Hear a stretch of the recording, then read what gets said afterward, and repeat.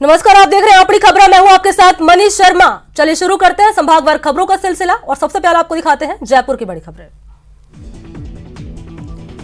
Web series तांडव अब विवादों में घिरती हुई नजर आ रही है। राजस्थान में भी इस वेब सीरीज को लेकर विवाद शुरू हो गया है। प्रदेश की विपक्ष की पार्टी बीजेपी ने भी इसके आपत्तिजनक अंशों पर अपना विरोध दर्ज कराया है। बीजेपी प्रदेश अध्यक्ष सतीश पूनिया ने कहा है कि अभिव्यक्ति की स्वतंत्रता की आड़ में संस्कृति पर हमला किया जा रहा है।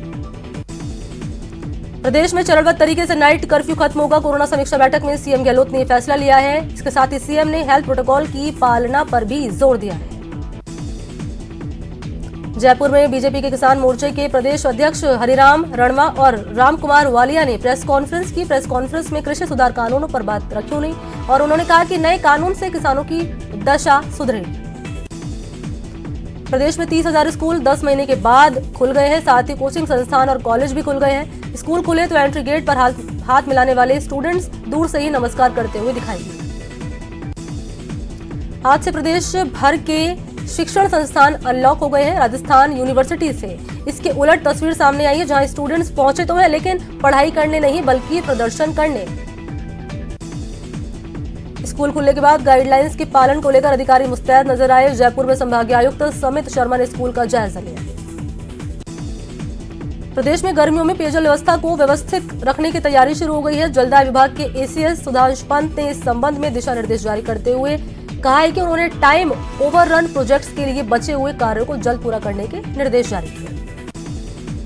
राजस्थान रोडवेज के सेवानिवृत्त अधिकारी और कर्मचारी आज से एक बार फिर से आंदोलन की राह पर निकल पड़े हैं और ये रिटायर्ड कर्मचारी आज से 22 जनवरी तक मांग सप्ताह मना रहे हैं।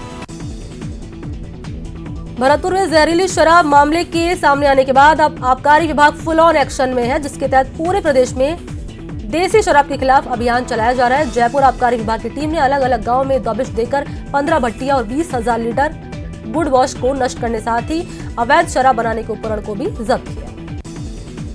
आज से राष्ट्रीय सड़क सुरक्षा माह शुरू हुआ है। 28 जनवरी से 17 फरवरी तक चलने वाले इस आयोजन के सिलसिले में जयपुर में भी कार्यक्रम का आयोजन हुआ, जहां पर परिवहन मंत्री प्रताप सिंह खाचरियावास ने लोगों से यातायात के नियम के पालन करने की अपील की।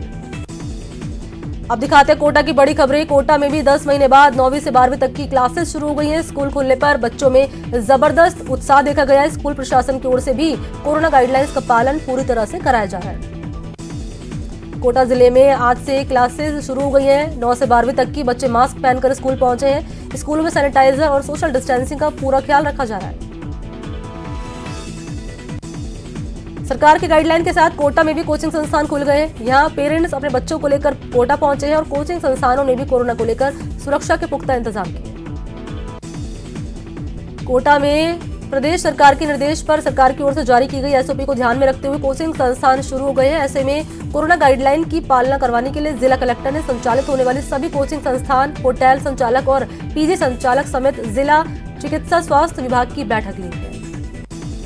कोटा कलेक्ट्रेट पर कृषि कानून को वापस लेने की मांग को लेकर अखिल भारतीय किसान संघर्ष समन्वय समिति पिछले 1 महीने से ज्यादा समय से अनिश्चितकालीन धरना दे रही है, जिसका समर्थन आज विभिन्न महिला संगठनों ने किया है। महिला संगठनों ने आज के दिन को महिला किसान दिवस के रूप में मनाया।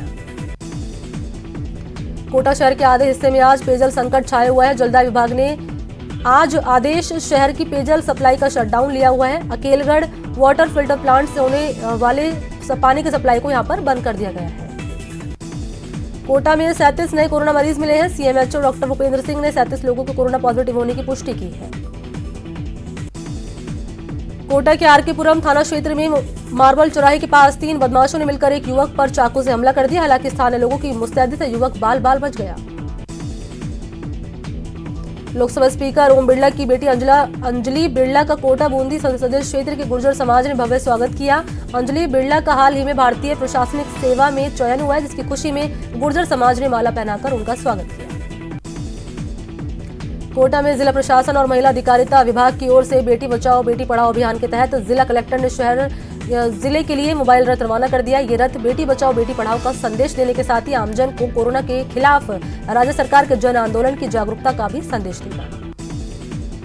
अब देखते हैं भरतपुर की बड़ी खबरें। भरतपुर में भी 9वीं से 12वीं तक की क्लासेस आज से शुरू हो गई हैं, जिससे छात्रों में खुशी है और कोरोना गाइडलाइंस को लेकर स्कूल प्रशासन मुस्तैद यहां पर नजर आ रहा है। भरतपुर में परकोटा संघर्ष समिति की बैठक हुई है। बैठक में कई पार्षद भी शामिल हुए हैं, जिन्होंने समिति के संघर्ष के समर्थन का ऐलान किया है और सरकार को ज्ञापन देने की भी मांग की है।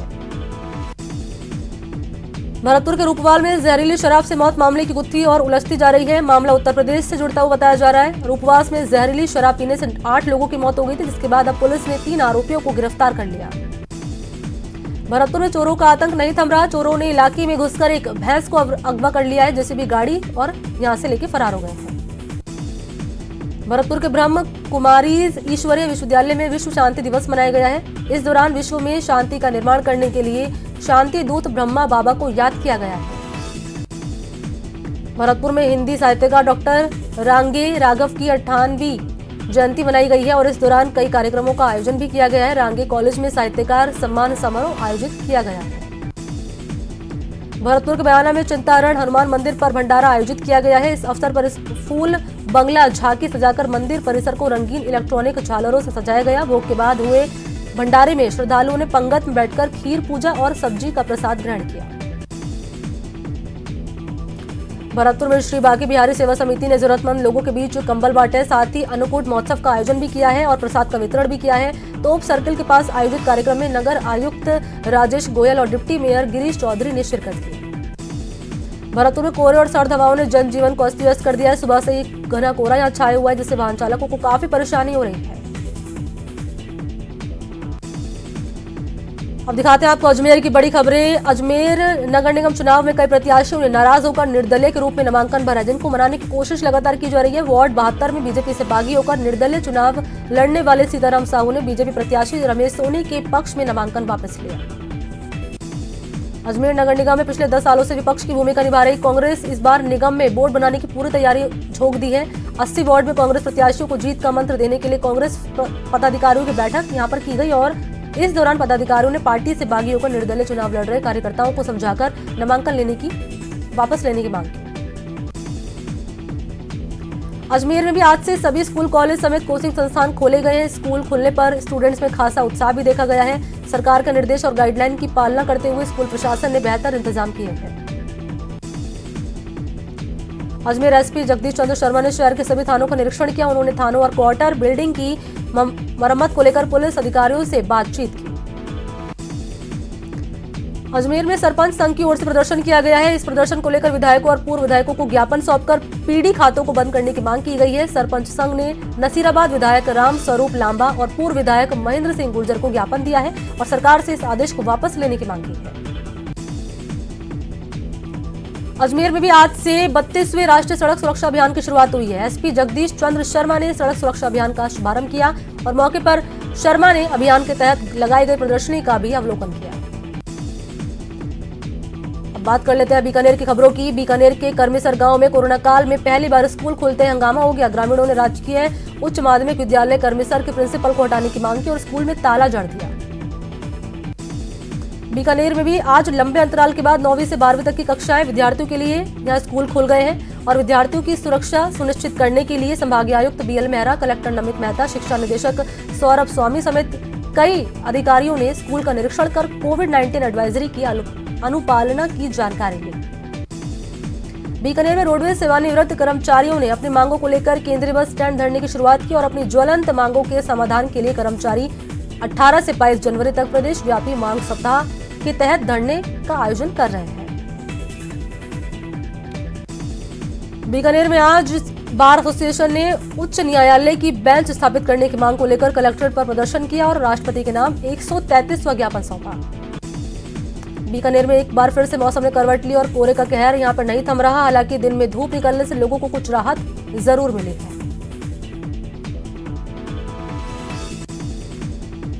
अब दिखाते हैं आपको जोधपुर की बड़ी खबरें। कृषि विश्वविद्यालय जोधपुर का द्वितीय दीक्षांत समारोह संपन्न हो गया। समारोह में कुलाधिपति और राज्यपाल कलराज मिश्र और सीएम अशोक गहलोत वीसी के जरिए शामिल हुए। जोधपुर नगर निगम परिसर में उस समय बवाल मच गया जब महिला सफाई कर्मियों ने निगम इंस्पेक्टर की जमकर धुनाई कर दी। वार्ड 57 के इंस्पेक्टर संजय बारासा अपने इलाके की महिला सफाई कर्मचारी से छेड़खानी और फोन पर अश्लील बातें कर रहा था। मनी लॉन्ड्रिंग के मामले में रॉबर्ट वाड्रा की राजस्थान हाईकोर्ट में ईडी के प्रार्थना पत्र पर सुनवाई टल गई है। अगली सुनवाई अब 28 को होगी। जोधपुर में एसीबी ने बड़ी कार्रवाई करते हुए आरटीओ के संविदा कर्मियों को घूस लेते रंगे हाथों पकड़ा। संविदा कर्मी अनूप सिंह आरसी देने की एवज में रिश्वत मांग रहा था। प्रदेश में चल रहे सड़क सुरक्षा सप्ताह को लेकर जोधपुर में भी सड़क सुरक्षा सप्ताह का आगाज हो गया। जोधपुर के सूचना केंद्र स्थित मिनी ऑडिटोरियम में सड़क सुरक्षा सप्ताह को लेकर समारोह आयोजित किया गया, जिसमें एक सप्ताह तक शहर में यातायात नियमों की पालना को लेकर जन जागरूकता अभियान शुरू हुआ। अब बात कर लेते हैं उदयपुर की बड़ी खबरों की। लेक सिटी उदयपुर में कोविड प्रोटोकॉल के साथ स्कूल खुल गए हैं। करीब 1000 सरकारी और निजी स्कूल में पढ़ाई शुरू हो गई है और इस दौरान बच्चों के पेरेंट्स को भी स्कूल बुलाया गया और इस बीच स्कूल का जायजा भी लिया गया। उदयपुर में लोक कला और संस्कृति का संगम कहे जाने वाले भारतीय लोक कला मंडल आज से शुरू कर दिया गया। करीब 10 महीनों से लोक कला मंडल बंद था, जिससे लेक सिटी आने वाले पर्यटक निराश थे। उदयपुर में 10 महीने के बाद से स्कूल आज खोल दिए गए हैं। छात्रों को अभिभावकों की लिखित अनुमति के बाद स्कूल बुलाया जा रहा है और क्लासरूम में भी सोशल डिस्टेंसिंग का ध्यान रखा जा रहा है। उदयपुर में अलग अलग इलाकों में रोड किनारे ठेला लगाने वाले व्यवसायियों ने आज नगर निगम के खिलाफ प्रदर्शन किया है और व्यवसायियों ने नगर निगम प्रशासन पर मनमानी करते हुए गरीबों को जानबूझकर परेशान करने का भी आरोप लगाया। चलिए खबर आपको विस्तार से दिखाते हैं और बात